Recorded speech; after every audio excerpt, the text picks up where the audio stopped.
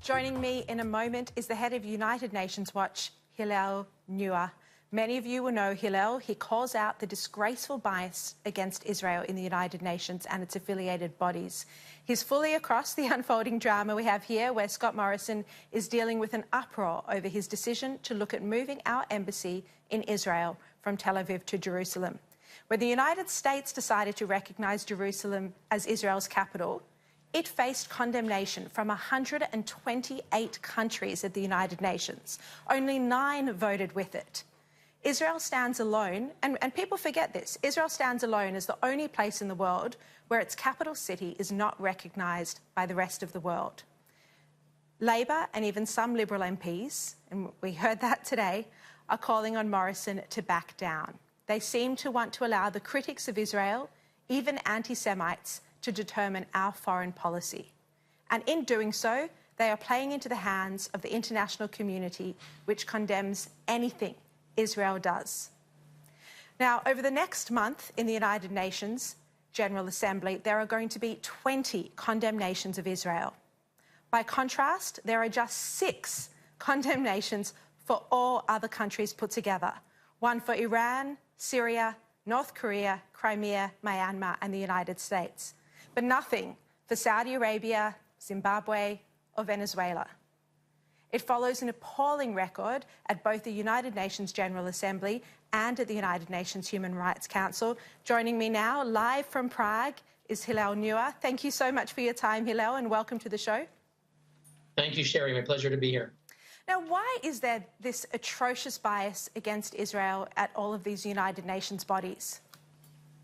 Well, the United Nations was founded after World War II in the name of principles like human rights, freedom, security. Sadly, however, in the past decades, we've seen the world body become hijacked by dictatorships, and the scapegoating of Israel is the prime example of how that works, where some of the world's worst dictatorships, led, of course, by the Arab and Islamic states like Syria, Libya, Yemen, and others, seek to deflect attention from their own genocide, mass human rights abuses, by scapegoating the world's only Jewish state, and for reasons of vote trading, oil, sovereign wealth funds, perhaps some anti-Semitic feelings, they're able to each year have this absurd, obsessive, ritual demonization of Israel. As you said, 20 resolutions on Israel, 1 on North Korea. It's really absurd and pathological, and at the end of the day, it undermines the United Nations itself, because if standards are so selective and politicized, then they are not universal human rights standards at all. And when you look at a body like, the United Nations Human Rights Council, some of the world's worst human rights violators are actually members of the council, elected to, and I quote, uphold the highest standards in the promotion and protection of human rights. You've got countries like Syria, where Bashar al-Assad has been found guilty of war crimes, including using chemical weapons against his own people. And, the civil war has had millions of refugees and people displaced.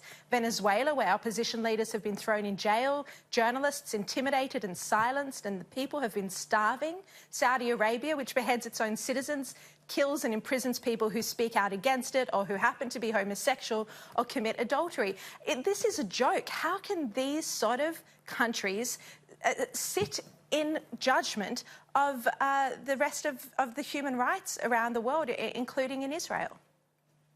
Well, look, it's the absolute opposite of everything we were promised. I was present in Geneva when the United Nations Human Rights Commission, which was founded in 1946, by Eleanor Roosevelt, when it was put to sleep, and they created in 2006 the new and improved Human Rights Council with the promise it would be reformed. Members would have, as you just read out, the highest standards of human rights. We were promised by activists like Ken Roth, who's the head of Human Rights Watch. He said from now on, countries with terrible records of human rights, like Saudi Arabia, won't be elected. Well, the exact opposite happened. Saudi Arabia has been elected time after time. The members today include Burundi, China, Cuba, Pakistan, Saudi Arabia, Venezuela, Eritrea was just elected again. So what you have is the world's worst abusers who want to be there so that they'll make sure they will never get criticized. And there as well, there was a special agenda item in every session on Israel alone. No other country in the world, not Sudan, not Syria, not North Korea, has that kind of attention. And the problem, Sharri, is not only dictatorships. In a way that's kind of obvious. Dictatorships are doing the obvious. The sad thing is when, as I mentioned, someone like Ken Roth, who's the head of Human Rights Watch, when they seek to apologize, when you have progressive human rights activists, social justice activists, who apologize for the UN because they like the fact that the UN is willing to target Western countries. We just had the UN Human Rights Council's expert on poverty, I believe he's Australian, Philip Alston, expert on extreme poverty, and he went to visit the United Kingdom. He's just been to America last year. So instead of visiting the world's poorest countries where people are literally starving, they're focusing their scrutiny and their, I'd say, moral outrage against the West. And that's something that the dictatorships like as well. So you have this toxic alliance between some progressive activists and the anti-Western dictatorships. And that's really what is most problematic for me. Do you think the rest of the world should be standing up and maybe pulling out of these bodies? The United States obviously did it under Donald Trump and Nikki Haley's leadership, and Nikki has been amazing highlighting these sort of problems. Do you think Australia should pull out? Britain, why are we still part of these sort of bodies? Well, Sharri, it depends. I think that there are some bodies that, like it or not, they're not going away. The UN Human Rights Council, we saw it in 2006. America pulled out, did not join the new council in 2006 to 2009. Things only got worse. I was there, and Pakistan, Egypt, they owned the room. The worst dictatorships owned the room, and it didn't go away. So I think one has to be strategic. Our group, even though we are the strongest critic of the abuses of the Human Rights Council, we actually urged America. I testified in Congress and the Senate, urged America to stay and fight. You mentioned Nikki Haley. We'd like to have a Nikki Haley be in Geneva at the Human Rights Council speaking every day. So I think it's a strategic question. We don't think countries should be there because it's a good place. There are only a handful of good things that get to happen there. We'd like to see the best countries speak out, even if they're going to be outvoted. We'd like to see them do the most they can to put attention on the abusers. Nikki Haley tried about 2 weeks ago to introduce language on Cuba, 8 amendments that would have called out Cuba's human rights abuses. Sadly, the rest of the world, apart from Israel, refused to support that language and voted with Cuba to condemn America. So I think the human rights priorities of the European Union, for example, are very messed up, to be honest. But why not start over again? I mean, in 2005, the then UN Secretary General Kofi Annan abolished what was the precursor to the United Nations Human Rights Council, which was the UN Commission on Human Rights, partly because it was engaging in vote trading, and that was a big scandal. But why not do that again? Why not try abolish this entire body and start fresh? Well, it sounds great, Sharri, and we supported Kofi Annan when he did that. It was really a unique moment, and part of it was he came under pressure for some corruption allegations against his son connected with Oil for Food. He was under pressure from America, and a way to sort of change the subject and look good was to promote this dramatic reform. We don't have that constitutional moment again, and the fact is, Sharri, that if we recreated the Human Rights Council, we'd wind up with the same rotten ingredients as before. At the end of the day, it's not about some kind of institutional reform. It's about our own liberal democracies doing the right thing. And so I pose the question, I'm here speaking to you from Prague and the European Union, why don't France, Britain, Germany, Austria, Czech Republic, other countries, why are they failing to introduce a single resolution on China, Cuba, Turkey, Saudi Arabia, Venezuela at the UN General Assembly? We don't need institutional reform to do that, or at the Human Rights Council. They have the possibility to do it today. At the end of the day, it's about political will. We don't want to divert attention to institutional discussions. We want our own liberal democracies to call out the worst abusers, to speak out for human rights victims worldwide, and they're not doing it. Instead, what we just saw on Friday was France, Britain, Germany, and all EU countries joined the jackals, in the words of the late, great U.S. Ambassador and Senator Daniel Patrick Moynihan. They joined the jackals in singling out Israel 9 times. And as you said, Sharri, there's going to be 20 in this session, when most of the world's countries will get 0, only a handful will get 1. Western democracies should not be going along with that kind of pathological lynching. Bad for the UN, bad for human rights.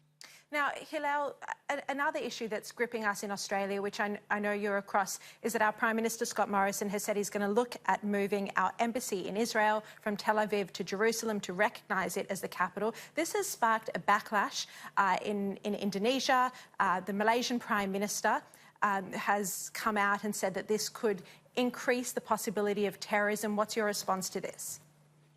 Well, Mahathir Mohamad is one of the world's most notorious anti-Semites. Talks about hook-nosed Jews who control the world's economy and every anti-Semitic stereotype you like. He's open about being anti-Semitic. So I'm not sure that Australia needs to defer to him. Look, there's a mob in Pakistan now, thousands of people who shut down the country for several days because they want to kill a Christian woman named Asya Bibi because they say that she blasphemed against the Prophet Muhammad. And we learned that the UK and other countries are afraid to take her in because there'll be a backlash against their consulates and whatnot. So look, we can have our entire foreign policy dictated by the mobs in Pakistan, and we could sell out every Christian woman, and every country that wants to have their own capital be recognized, which is the perfectly normal thing. I was in Canberra, in your capital, and I don't think Australia would like it one bit if, for some reason, countries would decide to move the embassies elsewhere. I think Australia ought to do the right thing. America has moved their capital. The Czech Republic now has something called Jerusalem House in Jerusalem. Some Latin American countries have talked about it. The Brazilian president has done it. So actually, I think you have a cross-regional coalition of countries saying, this is wrong. We're not going to defer to the mob. And I've been to your country. I think Australia is a great democracy. It's a country that really is principled at its root.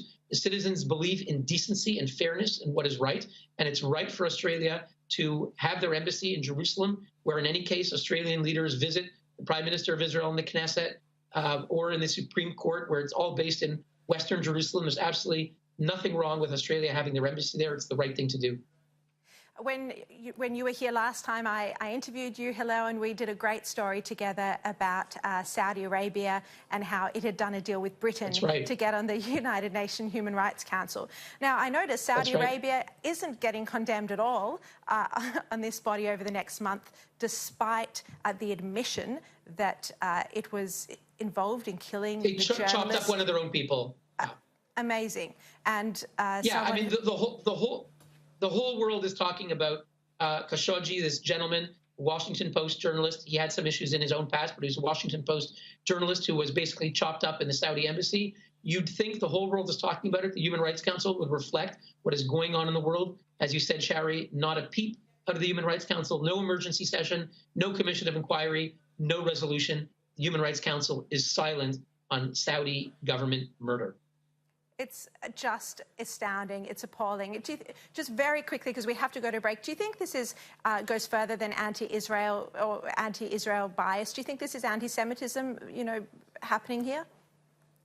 I think there are a variety of motives, but I think a number of them are realpolitik, vote trading, oil, sovereign wealth funds, fear of terrorism. But yes, Sharri, when I see some European diplomats voting 20 times against the Jewish state, and 0 for most of the rest of the world. Some of them seem a little bit content, perhaps guilt over their country's collaboration in the Holocaust, perhaps a certain comfort in, once again, pointing the finger at the Jewish state as being responsible for the world's ills, an idea that has existed for 2,000 years in Western civilization. So I think clearly that kind of obsessive treatment of the Jewish state, the only difference between Israel and other countries that is Jewish, clearly that seems to be one of a multiplicity of factors. Hillel, thank you so much for your time tonight, and I really appreciate, I'm sure everyone else does as well, the amazing work you do. You are, a genuine human rights activist, international lawyer, fighting dictatorships. Please keep going, and we'll follow all your updates. Thank you so much. Thank you, Sharri.